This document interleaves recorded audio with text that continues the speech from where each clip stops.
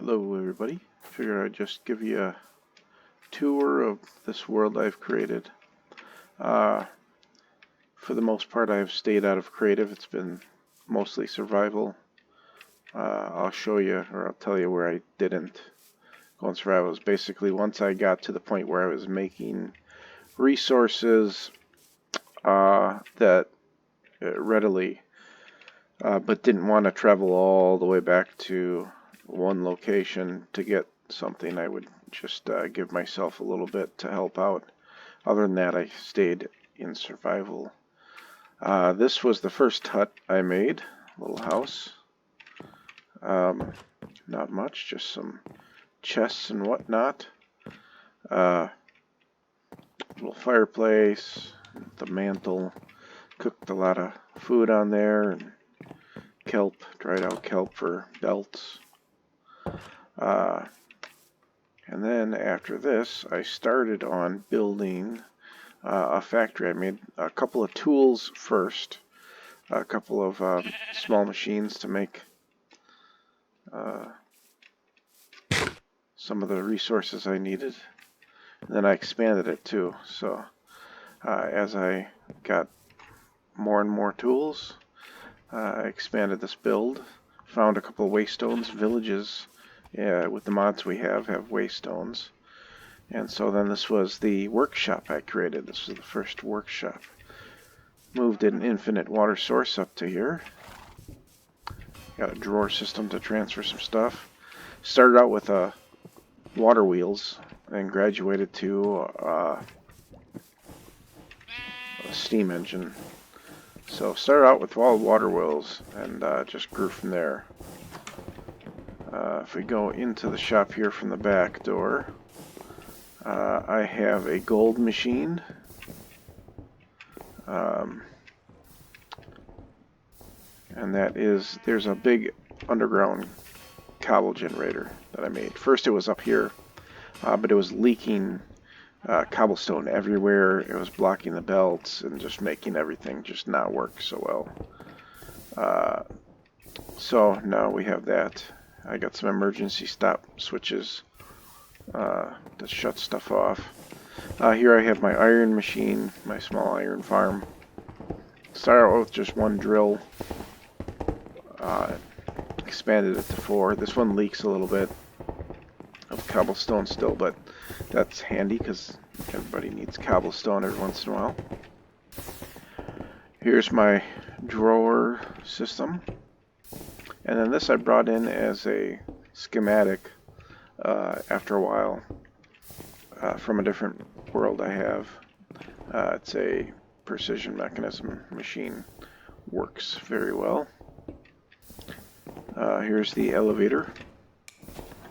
Go up to the second floor here, and this is pretty much empty. I haven't decided what I'm going to stick up here, but this is basically where I sleep. This is my bedroom. Light that can go on and off. Some paintings. The bed, black carpet. Okay.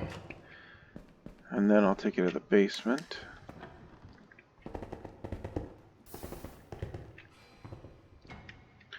Okay, so over here was one of the first machines I brought in via schematic. It makes the stone bricks.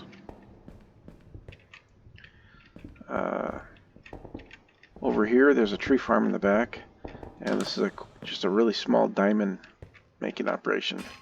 Logs come down here, get turned into coal or charcoal, then get pounded into coal.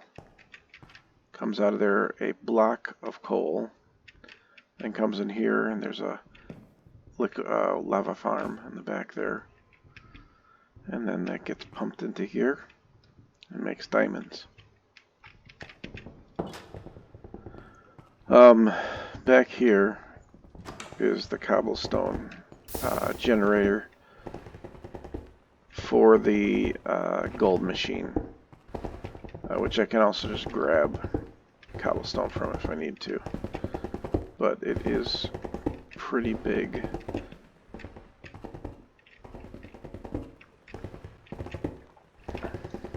also helps me make the stone bricks, which is what I built the shop out of. So first I made a small brick machine, not stone brick, but just bricks, clay bricks. First I made a small brick machine, and that's how I built the bricks around here. And then I expanded it to this, and now it's pretty darn efficient. I got 11,000 bricks in there yet, and it's because I used a bunch of them. This is another machine that I was just making some or practicing using the schematics, the schematic cannons. So it's just a makeshift from alloy. It's just more efficient than actually making it, and gives you 2 more per the same amount as I think it gives you 6. Is that right? Here, let's test that out. I'm going to put 1 in there. Let's see if this works. And 6 come out, yeah.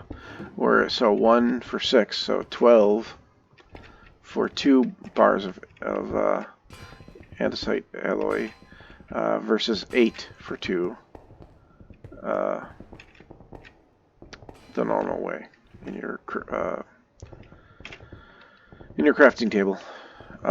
Anyways, after this I know I needed to build a big factory for the larger machines that I have schematics for, and that is where I built the factory. Now I have a jetpack, so I can fly. There's my nether portal. But here you can see just how big this factory is.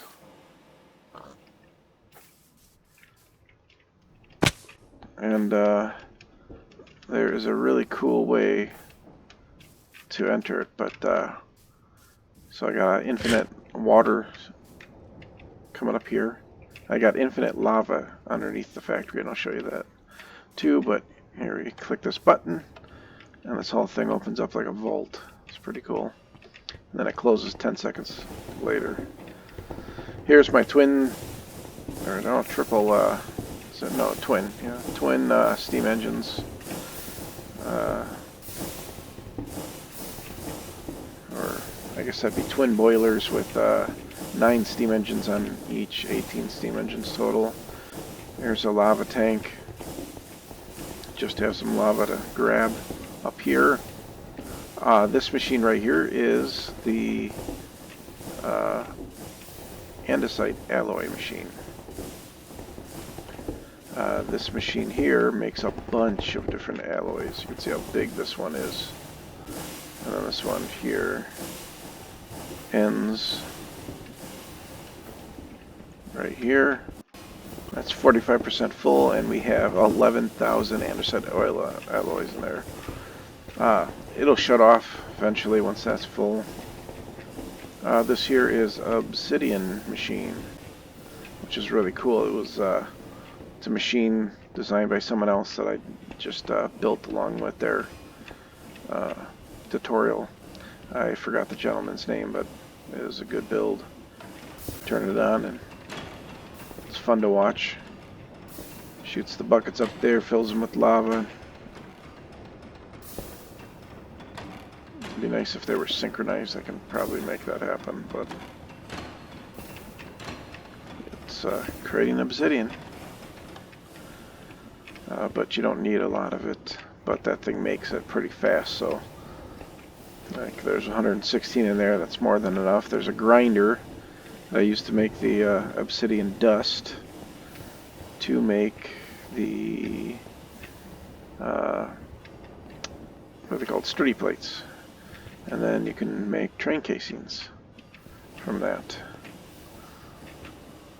See, this machine here makes andesite, brass, and copper casings. You just put logs in there, and then you put the alloys in there, and it makes whatever you want.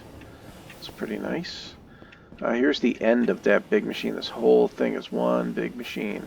Ends over here, and is making me gold, copper, iron and zinc, and it also makes even more gold over here and even more gold over here. Eventually I can combine that into with drawers over to a central system. I just released another video showing a way to make items transfer indefinitely, as far as you want away. So no more need for hack ways to get drawers to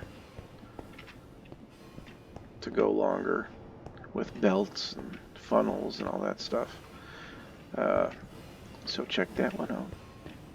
A lot more room for machines here. I'm actually going to add catwalk up here. That was a block I was using to stand on to make some of the stuff, but I'm going to set catwalk up here. This machine will obviously pop through that, but then there'll be a second floor, and there'll be a third floor too, so lots of room for machinery in here. We'll go down here to the infinite lava pit right here. This goes pretty far down. No, I just ate. This is coming in from the tree farm, and I was surprised to see just how much of these guys I got, and surprisingly that oak I got the least of, and mangrove and dark oak I got the most of. I'll show you that farm next. Oh, this is another place where I used creative instead of survival. I had all the materials to make a jetpack, but for some reason it wouldn't work. I just couldn't get it to make it. I couldn't find a video showing someone actually making it, so I didn't know how these things should flow into each other. But it would not make, even using the recipe from whatever this part is called. So if we do jetpack, brass jetpack, I laid it out exactly like this. Tried it a couple different ways of combining, and it just would not become a jetpack. So I gave myself one. Here we have my infinite lava getting pumped to different machines. Go up the stairs here, out the cool train doors, and into my tree farm. This tree farm is designed by Mr. Beardstone, and I just used it. I copied it because it was awesome the way he had it. Only thing I did different is I used my method of using a smart chute right into a vault. No need for belts. The belts actually cause a lot of lag. There's a video out on that. And so the less belts you use, the better. But this works really, really well. Anyways, that's the world so far. I want to have a big warehouse, maybe back here.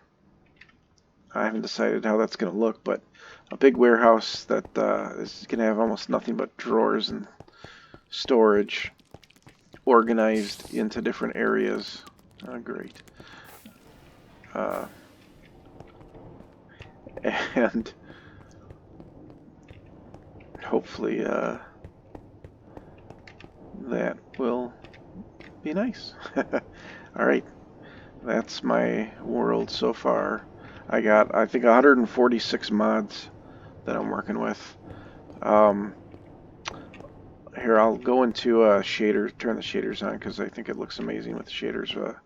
The only bad thing is it makes my frames go way down. So it's going to break for a second. And there we are at 11 frames per second.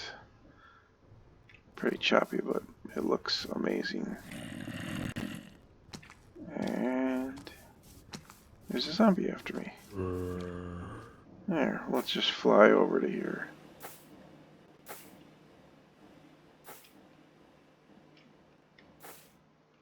Because at least over here, it's not so laggy. That was a good landing. So, and we'll go inside. And we'll end right here by the fire. Alright, thanks for watching.